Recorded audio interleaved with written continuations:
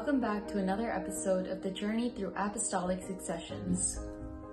The Gospel of John, chapter 16, verse 15, it says, "All that the Father has is mine. For this reason I said that he will take what is mine and declare it to you." Yes, the power and authority that is in Jesus Christ is transferred to the apostles. That's why we should know about our apostolic fathers. And today we will hear about Pope John XII, who served as the 130th Pope in papal history. However, sadly, him or his actions were not accepted as favorable by the Church or historians. Let us see how Pope John XII was chosen to be the successor of Pope Agapetus. Alberic II was the absolute ruler of Rome at the time. Before his death, he administered an oath to the Roman nobles in St.Peter's that on the next vacancy of the papal chair, his only son Octavius should be elected pope. After the death of Agapetus II, the reigning pontiff, Octavius, then 18 years of age, was actually chosen his successor on December 16, 955, and took the name of Pope John. His papacy ended on May 14, 964.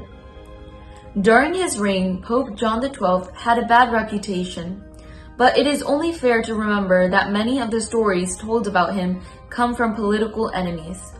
But even after allowing a generous discount for prejudice, enough remains against Pope John XII to rank him as one of the controversial pope in history. During his reign, Pope John crowned the German King Otto I and his wife Adelaide as Holy Roman Emperor and Empress in 962.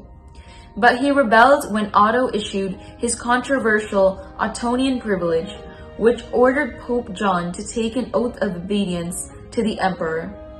In 963, Otto called a council at St. Peter's, Rome, and deposed Pope John for instigating an armed conspiracy against Otto and for dishonorable conduct. The council replaced Pope John with Pope Leo VIII.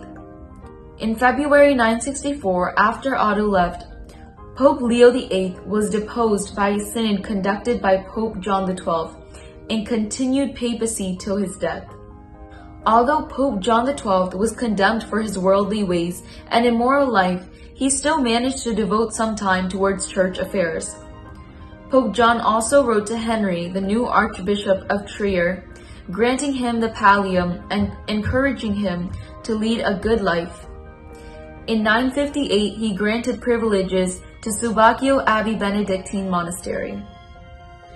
Pope John XII died on May 14, 964.